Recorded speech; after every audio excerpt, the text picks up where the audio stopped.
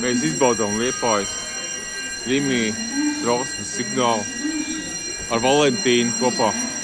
Valentīns sveicina. Viņš paspēja iepirkties, jo varbūt drīz kases slēgts ciet. Un mēs tikko, ja mēs būtu... Paskaties, kā viņi visi desās ārā, nu. Super.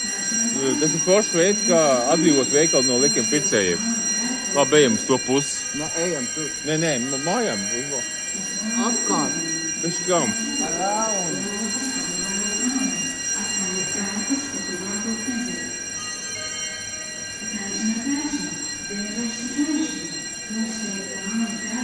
Rimi, te neviens cilvēks nebija.